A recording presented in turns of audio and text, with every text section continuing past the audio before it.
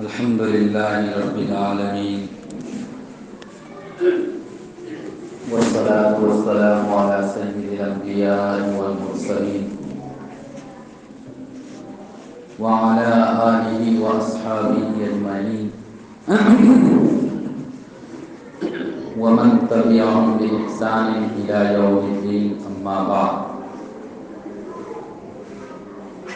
أعوذ بالله من الشيطان الرجيم بسم الله الرحمن الرحيم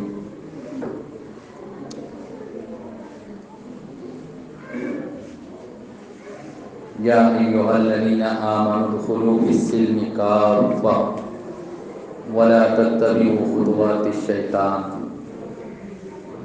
صدق الله العظيم اللهم صل على سيدنا ومولانا محمد وعلى آله وأصحابه وبارك وسلم.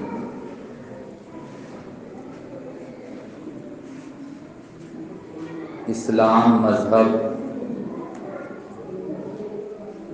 یہ عالمی مذہب ہے.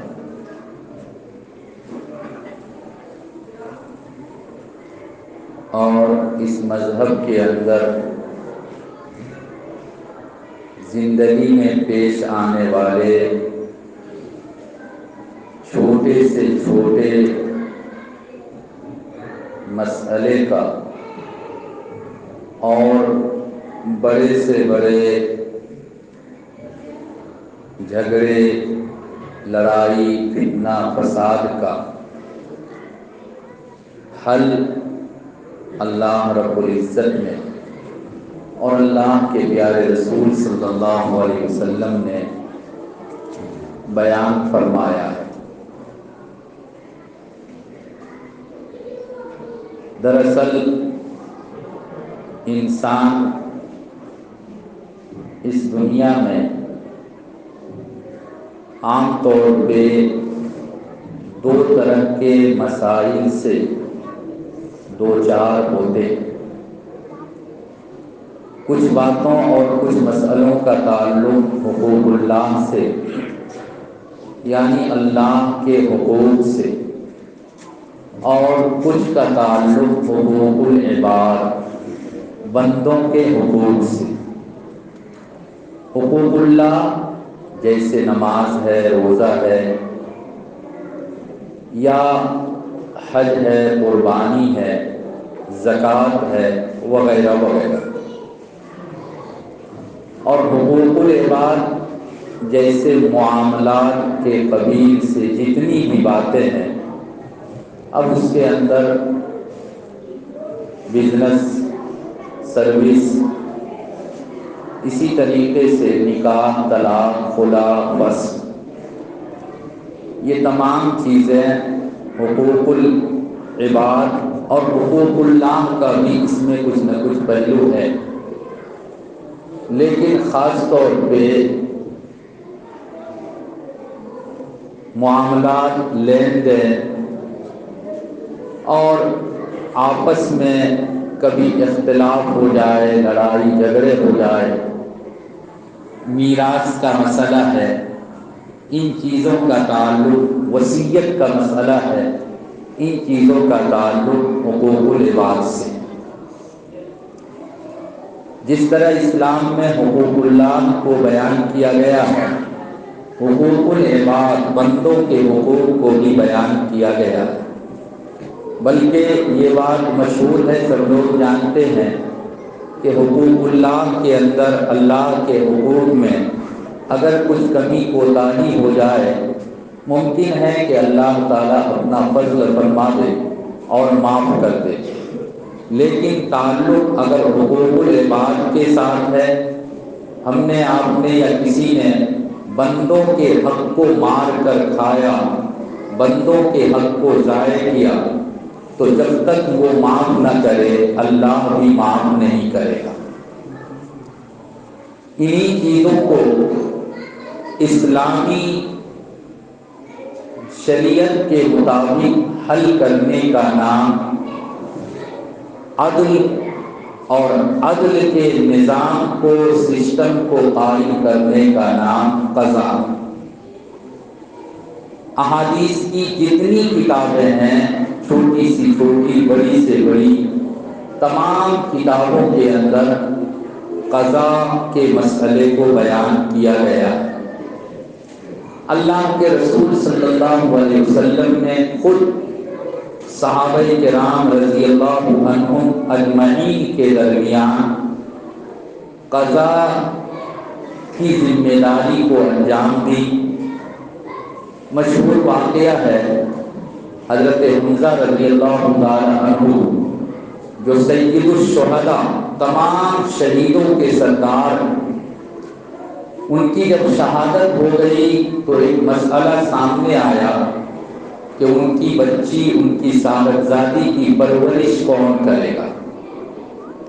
3 صاحب دعوے دار نکل آئے، حضرت جعفر رضی اللہ تعالی عنہ، حضرت علی رضی اللہ تعالی عنہ اور حضرت زید بن حارثہ رضی اللہ تعالی عنہ۔ تینوں کا کہنا تھا کہ حضرت حمزہ کی صاحبزادی کی پرورش ہم کریں گے، کیونکہ اس لڑکی کی خالہ حضرت جعفر رضی اللہ تعالی عنہ کے گھر تھی، ان کی بیوی تھی۔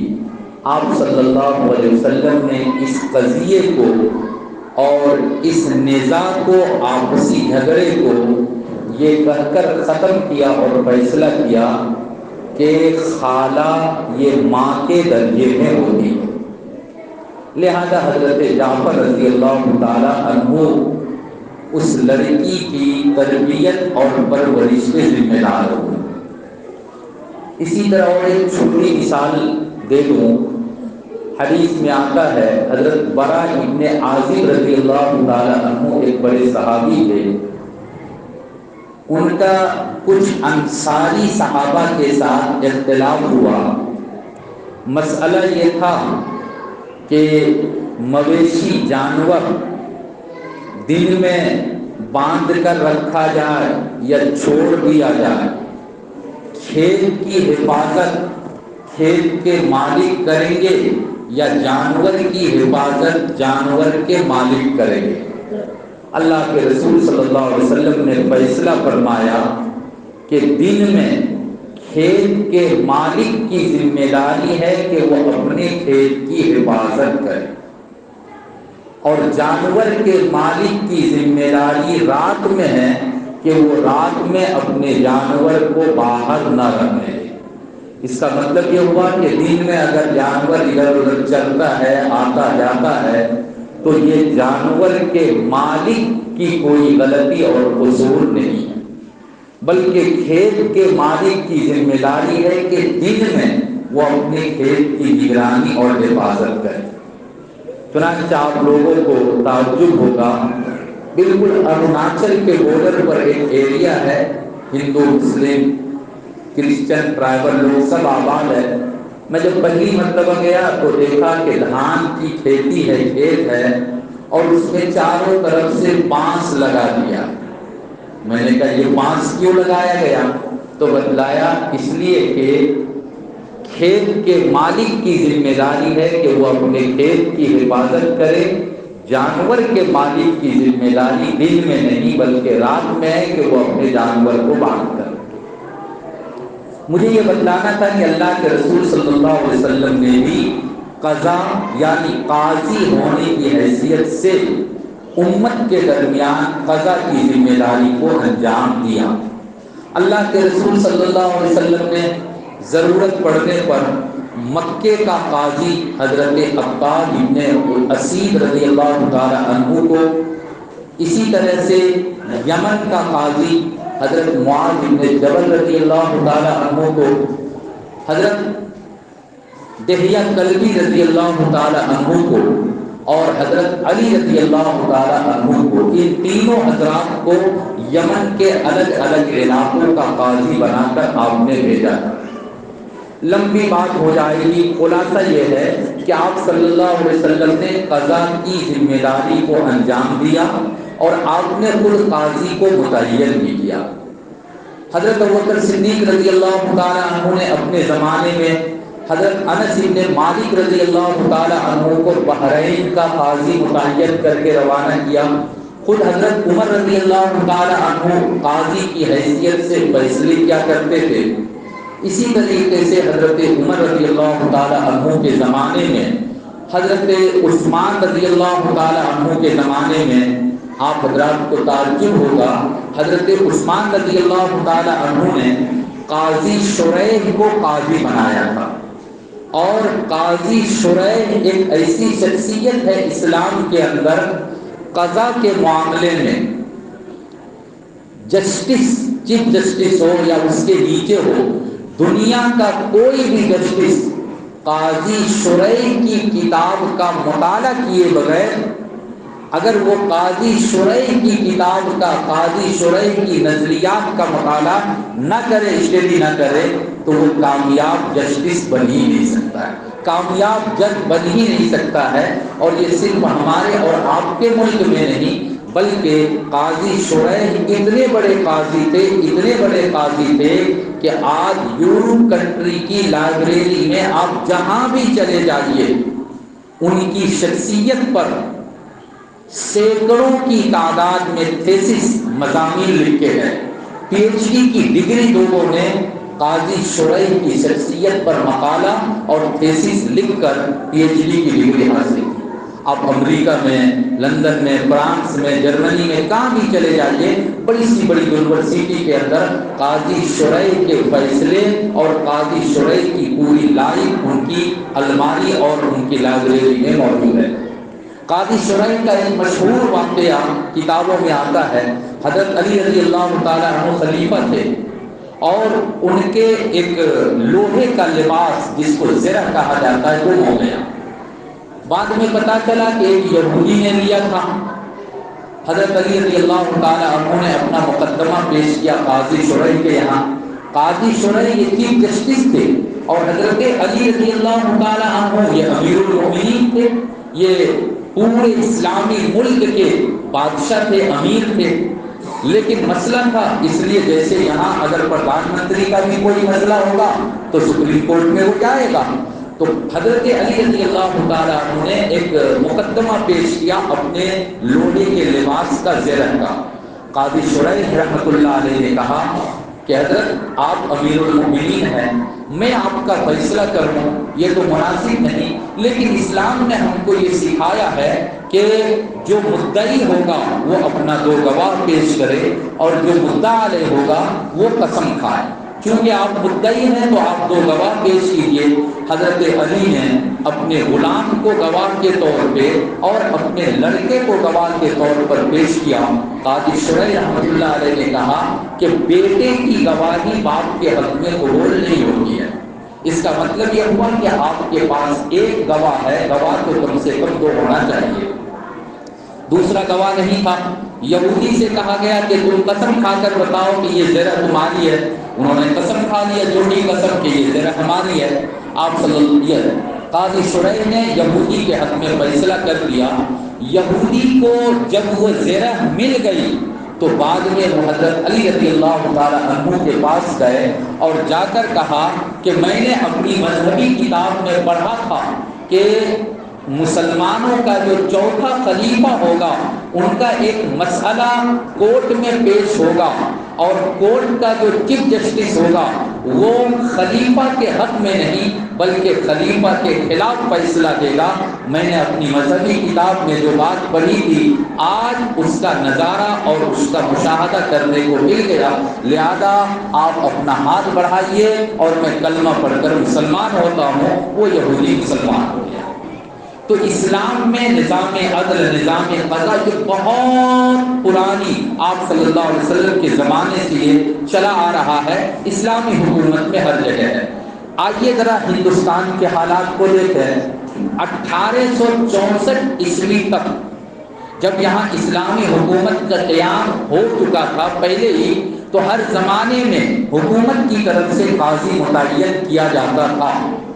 1864 میں انگریزوں نے قاضی کے تعیین کا مسئلہ ختم کر دیا، اور کہا کہ حکومت کی طرف سے کوئی قاضی متعین نہیں کیا جائے گا، اور اسلامی جو لا ہے، مسلم پرسنل لا جس کو کہا جاتا ہے، وہ بالکل ختم کر دیا، اور ایک کامن لا یعنی سب کے لیے ایک جیسا قانون، ایک جیسا دستور، ہر ایک کے لیے ایک جیسا نیم فارمولہ ہوگا۔ اس کے بعد یوں ہی چلتا رہا مسئلہ، یہاں تک کہ جب جمعیت علماء ہند کا قیام عمل میں آیا تو اس سے پہلے حضرت مولانا ابو المحاسن محمد سجاد رحمۃ اللہ علیہ انہوں نے امارت شریعہ قائم کیا، اور 1919 میں یا 1920 میں جمعیت علماء ہند کا قیام عمل میں آیا، اور اس کا ایک سالانہ اجلاس پشاور میں ہوا 1927 میں۔ 1927 میں دسمبر کے مہینے میں پشاور میں جمعیت کا سالانہ اجلاس ہوا۔ حضرت مولانا انور شاہ کشمیری رحمۃ اللہ علیہ نے اپنے خطبہ صدارت میں وہاں یہ بیان کیا تھا کہ آج پورے ہندوستان پر اگر ہم نظر ڈالتے ہیں تو لاکھوں کی تعداد میں ایسی عورتیں ملتی ہے جن کو ان کے شوہر نے نہ تو طلاق دیا ہے، نہ ہی ان کا شوہر اپنی بیوی کو نان نفقہ دیتا ہے، معلق یعنی لٹکا کے رکھ دیا ہے، نہ تو شوہر طلاق دیتا ہے، نہ بیوی کا خرچہ دیتا ہے، شوہر یا تو غائب ہو گیا، دوسری شادی کر لی، اور اس بیوی کو تکلیف، اتنی تکلیف کہ وہ کھانے پینے کا بھی محتاج، ایک ایک دانے کا محتاج ہے۔ ایسی عورتیں عام طور پہ یا تو مرتد ہو جاتی ہے، اسلام دھرم کو چھوڑ کر دوسرے مذہب میں چلی جاتی ہے، اور یا پھر اس طرح کی عورتیں زنا کاری وغیرہ پر مجبور ہوتی ہے۔ لہذا 1927 میں مولانا انور شاہ کشمیری رحمۃ اللہ علیہ نے فرمایا تھا کہ مسلمانوں اپنی عورتوں کے عصمت کو باقی رکھنے کے لیے، اپنی عورتوں کی عزت کو بحال رکھنے کے لیے اپنے یہاں محکمہ شریعہ دارالقضا قائم کرو، تاکہ کم سے کم اس طرح کی عورتیں اسلامی عدالت میں آ کر، دارالقضا میں آ کر، اور اپنے شوہر کے خلاف مقدمہ پیش کرے، اور اسلامی شریعت کے مطابق اس عورت کو جو حق ملتا ہے وہ حق دے دیا جائے۔ یہ 1927 کی بات ہے۔ یہاں تک کہ پھر 1972 میں بمبئی کے اندر مسلم پرسنل لا بورڈ قائم ہوا۔ شاہ بانو کیس ایک وقت کا مشہور واقعہ اور مشہور مسئلہ، ہمارے اور آپ کے لیے دردناک مسئلہ اٹھ کر سامنے آیا تھا، وقت نہیں اس کی تفصیل بیان کی جائے تو مسلم پرسنل لا بورڈ 1972 میں بمبئی میں قائم ہوا، قیام اس کا عمل میں آیا۔ حضرت مولانا قاری طیب صاحب رحمۃ اللہ علیہ پہلے صدر، اور جنرل سیکریٹری کے طور پہ حضرت مولانا سید منت اللہ رحمانی منگیر کے رحمۃ اللہ علیہ یہ جنرل سیکریٹری بنائے گئے، اور پھر اس کے بعد سے مسلم پرسنل لا بورڈ کے پلیٹ فارم سے جگہ جگہ پر دارالقضا کا قیام عمل میں آیا۔ امارت شریعہ بہار، اڑیسہ، جھارکھنڈ، اس کی جانب سے بھی مختلف شہروں میں، مختلف گاؤں دیہات میں، خاص طور پہ یہ جو سیمانچل کا علاقہ ہے، ارریہ، کشن گنج، پورنیہ، کٹیہار، ادھر آپ چلے جائیے، عمارت کا کام، خانقاہ رحمانی کا کام اتنا زیادہ ہے، وہاں کے بچے ماشاءاللہ اس طرح کے اداروں سے فائدہ بھی اٹھاتے ہیں، اور وہاں اسلامی شریعت کے مطابق عورتوں کے خاص طور پہ میراث، وصیت، طلاق، فسخ وغیرہ کے مسائل کو بھی حل کیا جاتا ہے۔ یقیناً ضرورت تھی اس بات کی کہ ہمارا اور آپ کا یہ سماج، ہماری اور آپ کی یہ آبادی، مسلم بڑی آبادی ہے، یہاں پر دارالقضا کا قیام عمل میں آئے، لیکن دیر سے دیر ہوتی گئی۔ اللہ کا کرم ہے، آپ سب کی دعائیں ہیں، اور یقین جانیے میرے مسلمان بھائیوں کہ اگر ہماری عورت یا ہم میں سے، آپ میں سے کوئی طلاق وغیرہ کے مسئلے کو کیس کرتے ہیں، مقدمہ فائل کرتے ہیں تھانے میں جا کر، یا تو ڈسٹرکٹ کورٹ میں ہمارا مسئلہ پہنچتا ہے، پھر اس کے بعد ہائی کورٹ، سپریم کورٹ میں، یقین جانیے کہ اسلامی شریعت کے مطابق اولن تو فیصلہ ہوتا نہیں، اور عام طور پہ اس طرح کے مقدمے کا فیصلہ آتے آتے کبھی شوہر کا انتقال، کبھی بیوی کا انتقال، کئی لاکھ مقدمے یہاں کی عدالتوں میں پینڈنگ کے اندر پڑے ہوئے ہیں۔ اگر ان مقدموں کو نیا مقدمہ لیے بغیر انہی مقدموں کا فیصلہ کیا جائے تو کئی سال گورنمنٹ کو چاہیے ان مقدمات کے فیصلے کے لیے۔ لہذا اللہ تعالیٰ جزائے خیر عطا فرمائے امارت شریعہ کے اکابرین کو، وہ حضرات انشاءاللہ اپنی تاریخ پر تشریف لائیں گے، دارالقضا کا قیام عمل میں آئے گا۔ ہمارے اور آپ کے لیے یہ بڑی خوشخبری اور بڑی خوشی کی بات ہے۔ اللہ رب العزت اس کا قیام ہم سب کے لیے باعث خیر بنائے، اور اس کے ساتھ ساتھ میرے بھائیوں اپنے آپ کی اپنی زندگی کے اندر چینجنگ اور تبدیلی نہیں کریں گے۔ آج سے تقریباً 1.5-2 مہینہ قبل جب یوپی 5 اسٹیٹ کے الیکشن کا ابھی فیصلہ یا اس کی خبر ابھی نہیں آئی تھی، اس کی تاریخ کا اعلان نہیں ہوا تھا، ایک بہت بڑے عالم انٹرنیشنل پیمانے پر وہ کام کرتے ہیں، انہوں نے بیان کیا کہ چند برسوں کے اندر تقریباً 8 لاکھ مسلمان لڑکیاں 8 لاکھ مسلمان لڑکیاں اسلام مذہب کو چھوڑ کر، اسلام دھرم کو چھوڑ کر یا تو وہ ہندو دھرم میں چلی گئی یا کرسچن میں چلی گئی، یعنی 8 لاکھ سے کم نہیں لڑکیوں کی تعداد جو مرتد ہو گئی۔ آج کہیں اور کا واقعہ ہے، آئندہ اللہ نہ کرے کہ ہمارے اور آپ کے سماج میں بھی اس طرح کا واقعہ پیش آ سکتا ہے۔ میرے نوجوان ساتھیوں، زندہ ہے اسلام کے ساتھ زندہ رہیے، مریے اسلام پر مریے۔ اللہم اغفر لحینا، جب جنازے میں ہم اور آپ دعا پڑھتے ہیں تو وہ دعا کرتے ہیں اللہم من احییتہ منا فاحیہ علی الاسلام ومن توفیتہ منا فتوفہ علی الایمان۔ اے اللہ جب تک ہم کو زندہ رکھیے اسلام پر زندہ رکھیے، اور جب ہماری وفات آئے، موت آئے تو ایمان پر کلمہ طیبہ پڑھتے ہوئے موت آئے۔ اور اگر اس کے بغیر ہم اور آپ زندہ رہتے ہیں، ایمان کے بغیر اس دنیا سے چلے جاتے ہیں، تو اس زندگی سے بہتر ہے کہ اللہ ابھی موت دے دے۔ اپنے ایمان کی حفاظت کیجیے، اپنے اسلام کو زندہ کیجیے۔ ابھی آج رجب کی 30 تاریخ ہے، عام طور پہ 27 رجب کو شب معراج منایا جاتا ہے۔ یہ الگ بات ہے کہ شب معراج منانا صحیح یا غلط ہے۔ اللہ کے رسول صلی اللہ علیہ وسلم جو معراج میں تشریف لے گئے تھے تو جب عالم برزخ کا مشاہدہ کیا تو چند چیزیں آپ نے دیکھی تھی۔ ان میں سے ایک یہ دیکھا تھا کہ کچھ لوگ ہیں اور ان کے سروں پر بڑا بڑا پتھر سے مارا جا رہا۔ بعض حضرات نے کہا کہ وہ پانی کے اندر ہے اور ان کے سروں پر پتھر سے مارا جا رہا ہے، پانی سے نکلنا چاہتا ہے، پتھر سے مارا جاتا ہے، پھر دور چلا جاتا ہے۔ آپ صلی اللہ علیہ وسلم نے حضرت جبرائیل علیہ السلام سے پوچھا کہ یہ بدنصیب کون ہے جو پتھر کی مار کو سہ رہا ہے، برداشت کر رہا ہے؟ میرے بھائیوں، حضرت جبرائیل علیہ السلام نے فرمایا تھا کہ یہ آپ کی امت کے وہ لوگ ہیں جو نماز نہیں پڑھا کرتے، جو نماز نہیں پڑھا کرتے تھے۔ قیامت کے آنے سے پہلے تک قیامت آئے گی، بے نمازی کا فیصلہ جنت یا جہنم جس کا اللہ کو کرنا ہوگا، لیکن قیامت کے آنے تک اگر بے نمازی کی موت ہو جاتی ہے تو کم سے کم اس طرح سے پتھر سے تو مارا ہی جائے گا۔ اسی طرح سے آپ صلی اللہ علیہ وسلم آگے گئے، جا کر دیکھا کہ کچھ لوگ ہیں اس کا ناخن لوہے کا ہے، وہ اپنے لوہے کے ناخن سے اپنے رخسار کو، گال کو، سینے کو چیر رہے ہیں۔ آپ نے پوچھا کہ یہ بدبخت کون لوگ ہیں؟ حضرت جبرائیل علیہ السلام نے فرمایا کہ یہ آپ کی امت کے وہ بدنصیب ہے جو غیبت کیا کرتے تھے، ایک کی شکایت دوسروں کے پاس، دوسرے کی شکایت ادھر کرنا، چغلخوری کرنا، غیبت کرنا۔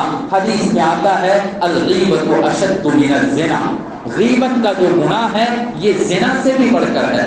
اسی طریقے سے آپ صلی اللہ علیہ وسلم اور آگے بڑھے، جا کر دیکھا دو بڑی ہانڈی ہے، ایک میں گوشت بالکل ٹیسٹی لذیذ گوشت پکا ہوا ہے اور ایک میں بالکل بدبودار سڑا ہوا گوشت ہے۔ لوگ پکے ہوئے بھنے ہوئے گوشت کو نہیں کھا رہے ہیں، بدبودار گوشت کو کھا رہے ہیں۔ آپ صلی اللہ علیہ وسلم نے پوچھا کہ یہ بدذوق کون ہے جو اچھا کھانا نہیں کھا کر گندا کھانا کھا رہا ہے؟ حضرت جبرائیل علیہ السلام نے فرمایا کہ یہ آپ کی امت کے وہ لوگ ہیں جو شادی شدہ تھے، ان کی بیوی تھی، لیکن وہ اپنی بیوی کے ساتھ اپنی ضرورت پوری کرے یا نہ کرے دوسری عورتوں سے اپنی خواہش پوری کرتے تھے۔ یہ وہ عورتیں ہیں جو اپنے مردوں کو چھوڑ کر دوسروں کے پاس جاتی تھی اور دوسروں سے اپنی ضرورت کو پوری کرتی تھی۔ میرے بھائیوں، اس طرح سے کئی چیزوں کو آپ صلی اللہ علیہ وسلم نے دیکھا۔ لوٹ کر جب آئے، میں تفصیل میں وقت ہو چکا، ایک آخری بات، لوٹ کر جب آئے اور آپ نے عورتوں کو جمع فرما کر معراج کا واقعہ بیان کیا تو آپ نے فرمایا کہ اے عورتوں کی جماعت، اے عورتوں کی جماعت، میں نے جہنم میں مردوں سے زیادہ عورتوں کو جلتے ہوئے دیکھا، عورتوں کو مردوں سے زیادہ پایا۔ عورتوں نے پوچھا کہ اس کا کارن کیا ہے، اس کی وجہ کیا ہے کہ مردوں سے زیادہ عورتوں کو جہنم میں ڈالا جائے گا؟ آپ صلی اللہ علیہ وسلم نے فرمایا کہ تمہارے اندر دو ایسی بیماری ہے جو عام طور پہ مردوں میں نہیں پائی جاتی۔ نمبر 1 تکثرن اللعنہ، اور نمبر 2 تکفرن العشیرہ۔ اس کا مطلب یہ تھا کہ بات بات میں گالی گلوچ دینا، برا بھلا کہنا، چھوٹی چھوٹی بات میں نند سے، باؤس سے، دیور سے، ساس سے، سسر سے، آس پاس کے پڑوسی سے لڑائی کرنا، چھوٹی چھوٹی بات میں لڑنا جھگڑنا، لان تان، بری باتیں زبان سے نکالنا، اس وجہ سے اللہ تم کو جہنم میں ڈالے گا۔ دوسری وجہ جو بتلائی تکفرن العشیرہ، کہ تم اپنی فیملی ممبر، اپنے شوہر، اپنے بچے، اپنے ساس سسر اور کبھی کبھی اپنے ماں باپ کی بھی ناشکری کرتی ہو۔ زندگی بھر تمہاری ضرورت کو وہ پورا کرتے رہے، کسی ایک دن اگر کسی وجہ سے تمہاری ضرورت کو، کپڑے کی ضرورت تھی، زیور کی ضرورت تھی، فرنیچر کی ضرورت تھی، اگر کسی وجہ سے پورا نہیں کیا تو تم کہہ دیتی ہو کہ تمہارے گھر میں آج تک مجھ کو کبھی بھی سکھ، آرام اور چین نہیں ملا۔ میرے بھائیوں، اپنی بہنوں کو، اپنی عورتوں کو، اپنی بیویوں کو، اپنی ماؤں کو، اپنی لڑکیوں کو ایمان مضبوط کرنے کی تعلیم دیجیے۔ اللہ رب العزت عمل کی توفیق